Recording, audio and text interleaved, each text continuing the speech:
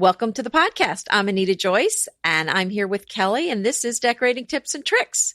We're talking about how to use the color rule in your home today, and it's episode 281. The show notes for today's episode can be found at decoratingtipsandtricks.com/281. Does everyone know what the color rule is? What is the color rule, Kelly? Oh, good question, Nita Jean. The color rule is a rule that really you should hesitate to break.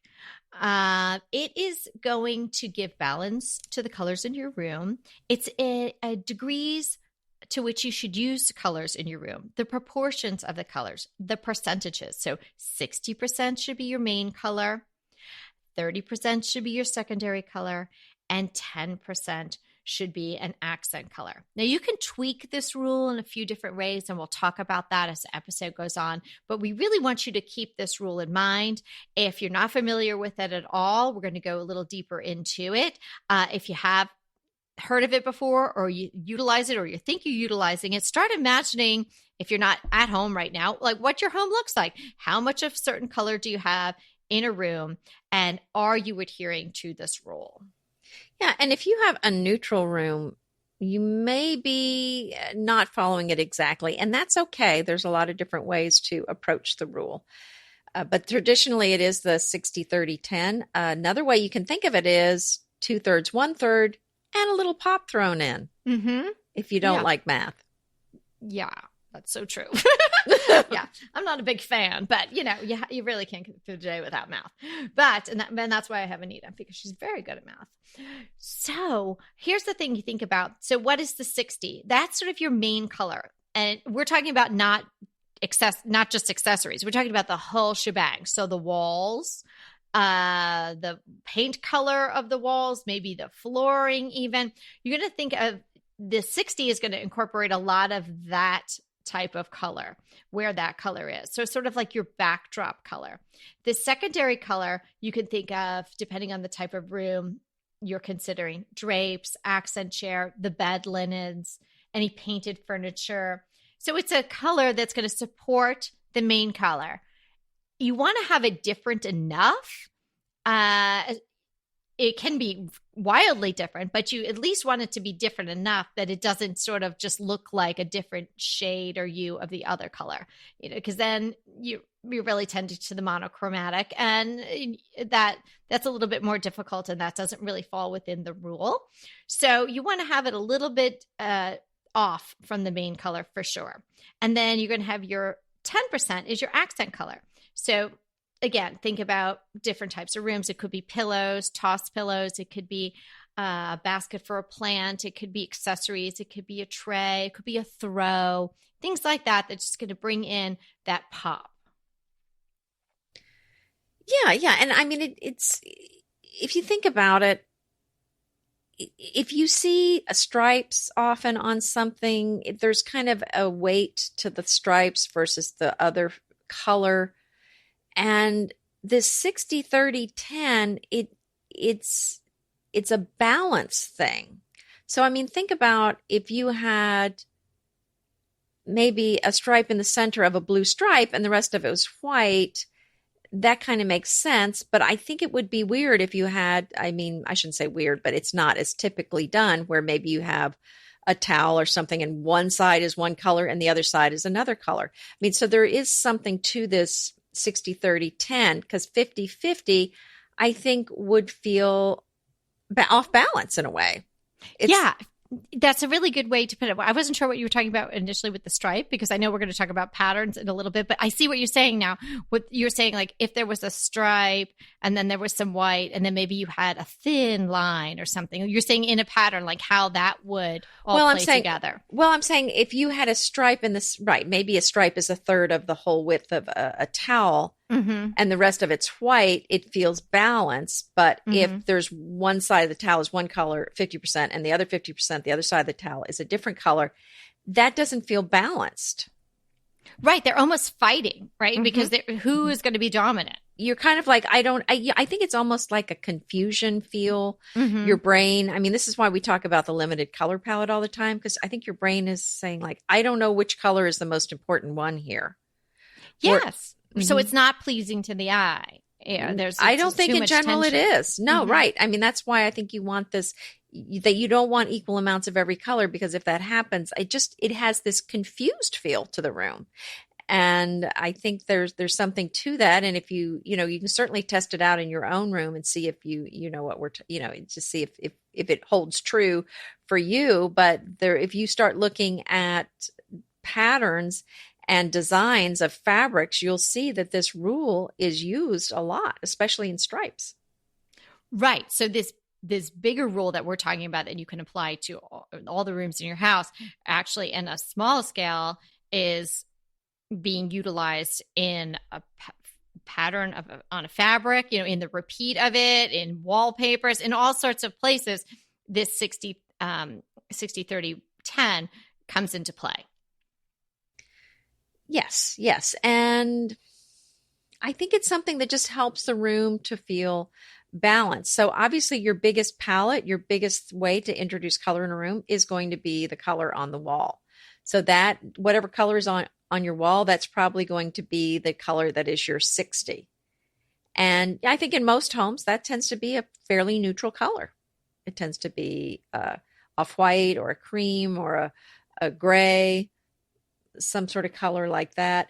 And when I was preparing to talk about this, the color rule, I was thinking, I really want to do a room in a dark color on the wall. I think that would be fun because I end up going with light colors on the wall and dark colors in accents. But I think that would be fun to do that again. I haven't done that in a long time where you have a dark color on the wall. Yeah, actually, while you were saying that about the white, and I'm thinking, yeah, that's so true. But I would love to do a navy room, and I'm not even a blue girl, but I know there's something about navy that is just so pretty. But then, so don't think that your 60 has to be a creamy white. No, it doesn't have to be. It just typically is. It typically is, but right. But if you, particularly in a smaller room or a room that can take a dark color, like a study type of room, something like that, you can apply this rule to any colors. So you could do the darker and the really bold color could be your 60.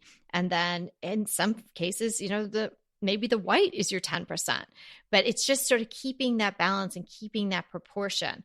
And it gives you the flow too, because as Anita was giving that example with, the towel, one side is blue and one side is white. Well, there's no flow there. There's tension, there's confusion, but there's no flow. So if you've got the 60, 30, 10 and it's working all around the room, you're not going to have all the 10% in one side of the room and then the 30 in the middle and then the whole rest of it's going to be the 60. It's all going to be working together to create this flow. So those colors will be all around, bringing your eye all around the room. Mm-hmm. Yeah. And I've done a lot of rooms before I went more neutral where there was a lot of color all over the room, but I tried to limit it to, like we said, kind of to 3. And that's helpful to kind of just pull it all together. And if you have a neutral room, I think you can go with different shades, perhaps of the same color, or it's just going to be a little different mix if you have a neutral room. And I used to, when I first had lots of color in my Tuscan phase, we talk about a lot of us had a Tuscan phase, and then I went very neutral. I know, Miss Autumnal. So whatever you want to call it.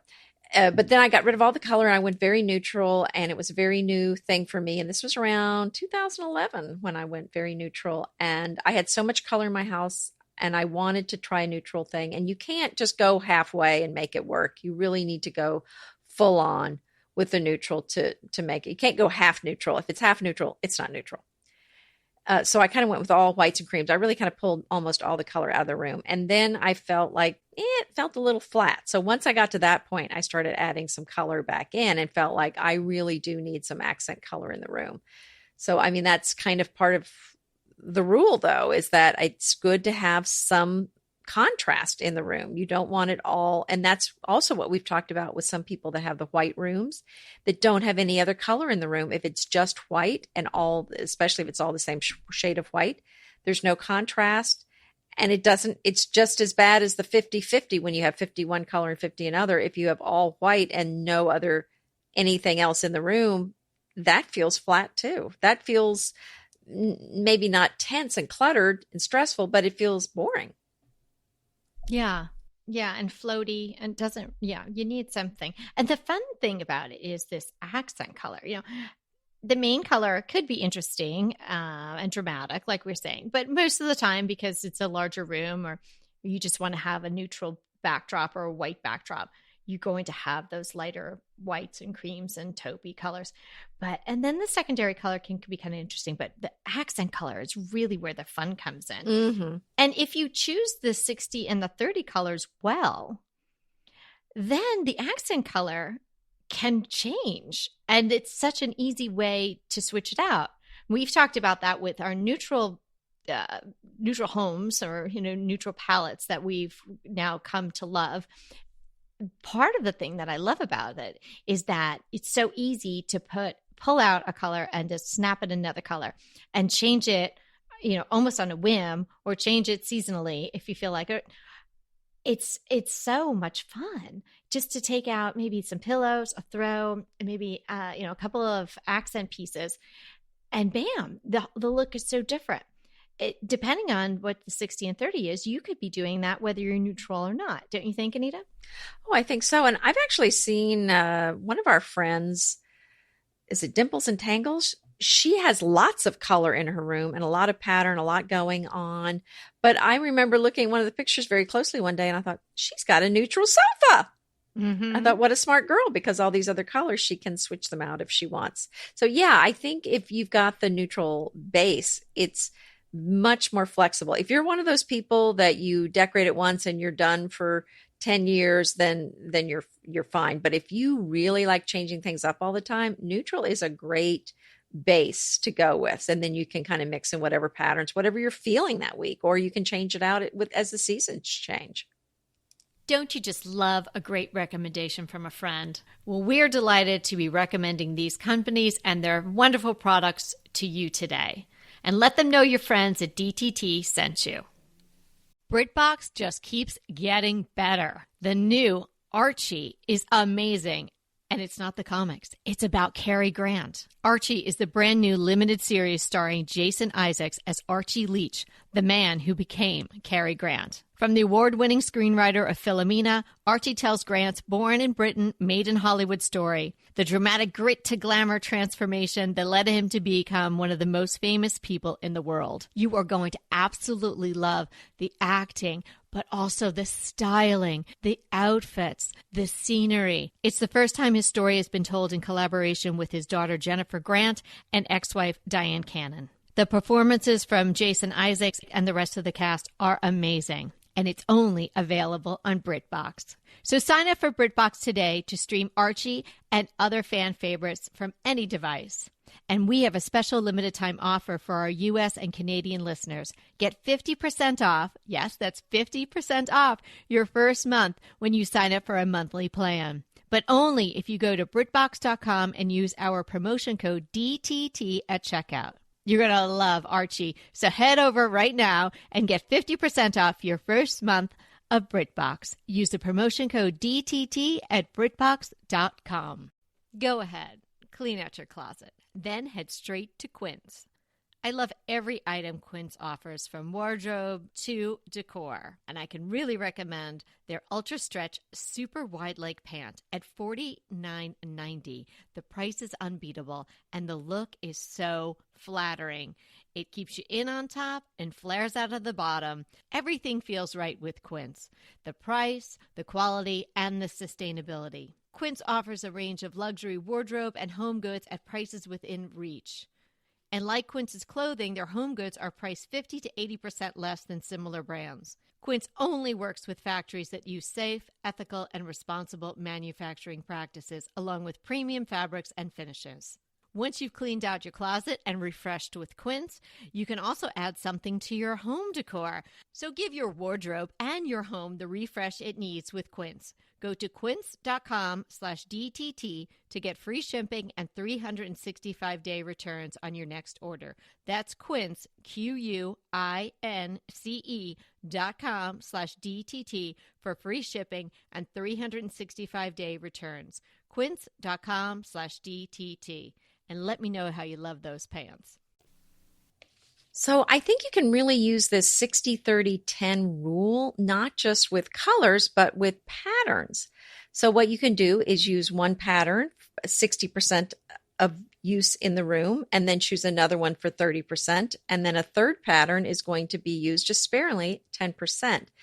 And I think the way I would recommend splitting that up is to use the splashy, the boldest, biggest print as the accent, the 10%. And then the other two prints are going to be simpler with fewer colors, maybe a stripe or a check, something that's a smaller print and something that coordinates, but maybe it has fewer colors than the splashy print. I mean, what do you think about that, Kelly? Yeah, that's the way I would traditionally do it. Even if you're thinking you're 10%, it could be, I'm kind of in my mind's picturing pillows because that's a really easy thing to imagine. So imagine pillows on a sofa and you've got, some big floral, and then maybe you've got a stripe, and then maybe you've got something small, a small paisley or small dots or something. And it's all pulling in the same colors and the same hues. And so it's all working together, but they're not fighting too much with each other.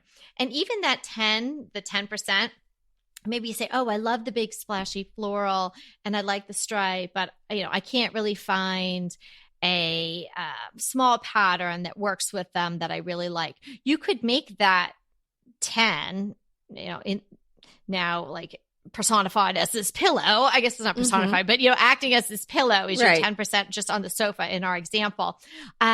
You could make that a Mongolian fur pillow in one of the colors. You could make it some sort of really textured pillow too. So it's different.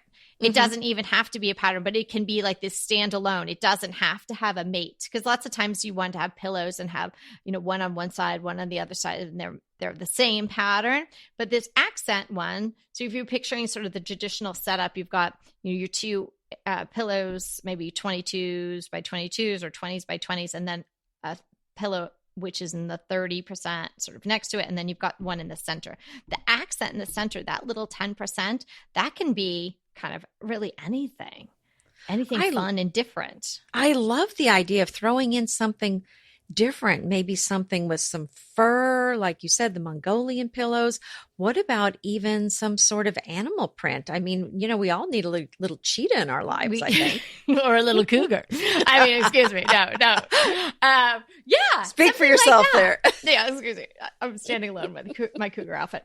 I think that is a really great idea. And of course, an animal print, that's going to work with just about anything. So that's really fun. So, don't feel like it has to be, okay, now I need to find a small pattern that goes with it. That's going to be my 10%. You can pull that sort of, out of anywhere as long as it's working with the general palette that you've got going on. But well, it doesn't have to be all three patterns. You could do some color with patterns, some solid color for some of those, and then pattern. Right. For some of those. Yeah. And I mean, and obviously it's a rule that can be broken if you feel the need, or if it just is working in your room. But 60-30-10 is just something that's, it's like having the limited color palette, and it's giving you proportions really to that limited color palette. And it helps narrow the universe a little bit too, in a good way, and then once you've got it going on, then you could say, hey, maybe I just want to throw it off and get two pops. So I'm doing like a 5% and a 5% or something like that. That's more the advanced course of the rule. But I think that once you've got it down, you can start to tweak it and make it work for you. But it's a really good rule to fall back on. Well, like so many rules in life, it's good to know what the rule is. It's good to master it. Once you've mastered it, once you feel comfortable with it, then I think that's the time to step back and say, is it working for me in this space? And maybe I want to change it up. But if you don't even know what the rule is, and you end up with 50% one color and 50% another color, I think you're going to have confusion in the room. So that's why I think it is important to educate yourself and find out what these rules are, because they are kind of a starting point. It's fine to break the rule but I feel like it's good to know what the rule is and understand that you are breaking it and why you're breaking it and what's going on and why the rule exists. Right. And that's going to keep you from getting that 50% of this color and 50% of that color. It's going to help you understand that there needs to be the main color, then maybe a supporting actor, and then your little character actor that's in there somewhere else. Yeah, well put. It's so true. And it's fabrics, colors. I think that's people really have trouble narrowing it down. There's so many choices. So when you think about it, like, oh, you find one that you love. Oh, okay, this is a mid-sized pattern that I love. Well, then try to find a bigger pattern, something splashier that you love too, and then try to find something smaller, and then see how you like all those swatches together. And I think that then you're well on your way, and it won't seem so daunting to pick things out for your beautiful home. Speaking of beautiful homes, we have so many listener questions lately that we're trying to work one or two into each show. So today we have one for Patricia C. And this is about something that I hadn't really considered in a long time. And I hadn't really considered it being a dated look. Because dare say, Patricia, I do have it in my own master bath. Patricia's wondering about swag lighting. That lighting where you've got the fixture, but it needs to be someplace else. So you have the chain and it comes over and it's attached by a hook or some other device to the ceiling in the spot that you want it. Now, obviously, this could be something that you need to do because of practicality or budgetary needs. Maybe that's just where, or you're renting and that's just where the electrical box is, but that's not where your table is. Hence, that's not where you want your light to be. Or maybe you just like the look of swagging it over. It is a little, more dramatic to have the extra chain and all of that. So we wanted to talk about, what do we feel about swag lighting? And what do you do if that is the situation that you find yourself in? Well, it's interesting that you bring this up because this was my mother-in-law's favorite look. She loved she was a the swagger. Swags. Oh, she was a swagger, all right. And wow. I didn't know. I have not known too many people to swag more than maybe once in their house. Well, she swagged everywhere. If you everywhere. could swag, she swagged. Wow. And she used when these one instead swag of, is good, 10 swags, even better. I don't know. She kind of liked it in place of a lamp. And because these you can just, it's a couple different things. One is because the light, the box might not be where you need it and maybe your table is moved over. Yeah. So you might want to swag over maybe a foot to the left or right. That's one thing. But she actually did these where they were plugged in. So these were in place of lamps. So plug and swag. Okay. Yeah. Well, this was the 70s, I think, when she bought all these. It wasn't the 70s when I saw them. But it was, I think, just last week, actually. Yeah. That's when she bought them. So the one she had, I was not a fan of. So these were not. Well, I think you can probably overswag. I'm thinking. Well, maybe she had overswag, but I think that maybe the problem I had with the one she had was that they were, they just were dated. Well, this is what Patricia's saying. She says she has to do it because, just the electrical box is there. And but just because you have spot, and is it dated? And how could she, if it is dated, how could she make it look better? Okay. Well, but wait a minute, but I want to back up. If all you're doing is, if you have a chandelier and all you're doing is you had to swag it a foot this way or that to get it over the table, I don't think that is dated at all. That's just you moving it. No. I don't think that's a problem at all. But those lamps that you plug in that have like the wicker and then the ball globe. Oh, yes. Do you see what I'm saying? Yes. But I don't think that, no, I saw Patricia's, no, fixture. Patricia, I'm sure that. Patricia, you're fine. And I've done that for the same reason. I don't think there's a problem with that at all. Well, I'm so glad because I went ahead and told her she was so fine in an email. Oh, well, and then I told her we would talk about it. I was like, I hope Anita agrees. Yeah, because I have that situation in the master bath because before we were finished, I had them put the light box in a place where I didn't really want to have it anymore because I wanted to have this chandelier that I found in the middle of the room. I didn't want it over the vanity, which is where I originally thought I would want a light fixture.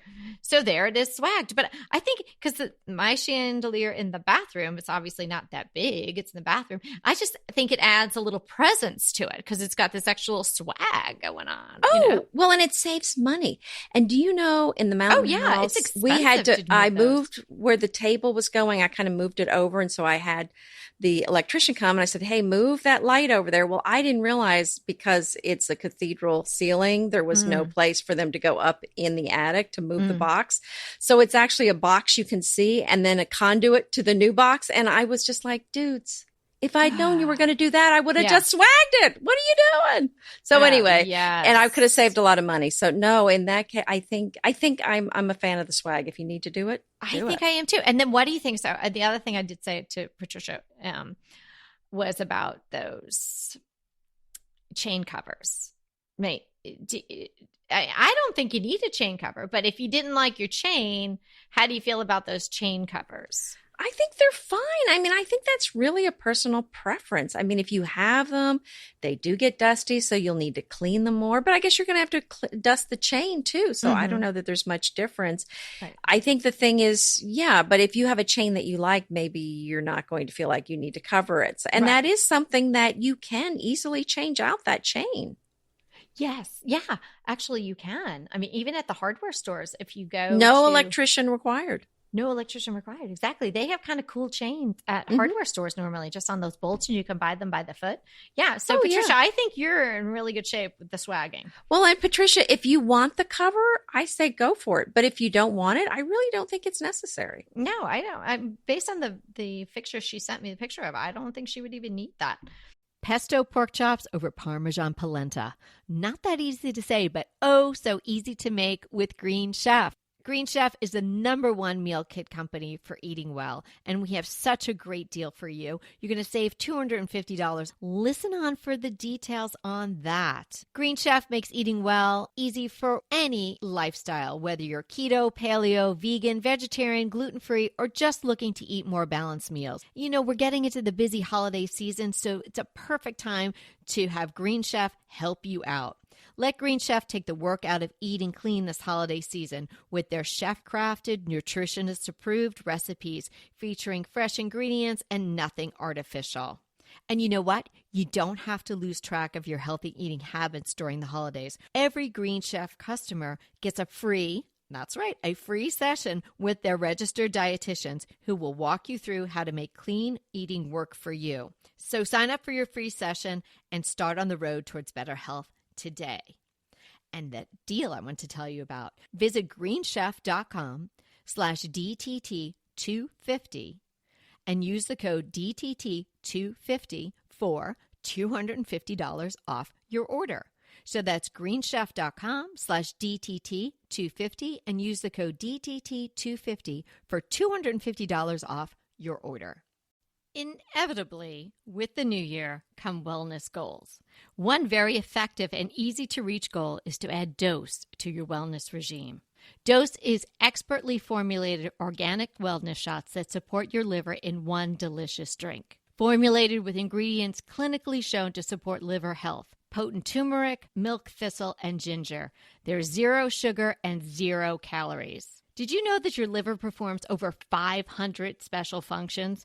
Since I learned all that my liver is doing, I started with Dose to support all those vital functions. I take a shot of refreshing Dose 2 times per week to combat everyday toxins from food, meds, alcohol, and unhealthy air. Since starting with Dose about a month ago, I am definitely feeling an overall improvement in my health. So if you want to give Dose a shot and invest in your health like I have, Dose is offering DTT listeners 15% off your first order, plus an additional 15% off if you subscribe for a monthly delivery. That's 30% off your first order. So go to dosedaily.co/DTT and use the code DTT. That's dosedaily.co.co/DTT and use the code DTT. Hey, you guys, before we go today, we just wanted to ask if everybody could either send a prayer, if that's what you're comfortable with, or just a really good thoughts toward someone in our decorating tips and tricks community. One of our listeners, and we had the pleasure of meeting her and her daughter and granddaughter at Round Top. Her son-in-law had a really terrible tragedy befall him. He had a stroke at 35 years old and out of the blue. And he's really fighting for his life. And his name is Jason. And he fought for our country and still is in the military. And now he's fighting for his life. So if everybody can just send up some prayers or good thoughts to Jason, I know Jackie B and her whole family would really appreciate that. He's doing really well, but it's going to be a long, long road. And I thought we could come together and sort of just, send what we can in the form of prayer and thoughts to their family. Jason, we're pulling for you. Yeah, he's been doing great. They didn't think he was ever going to come out of it, but I'm getting tears to my eyes just thinking about what Jackie's been sharing. But so on that note, remember, we are here to inspire you to create a beautiful home. And thank you for the beautiful community that has come together here at Decorating Tips and Tricks. You're all really, really special to us. Have a great day. Until next time.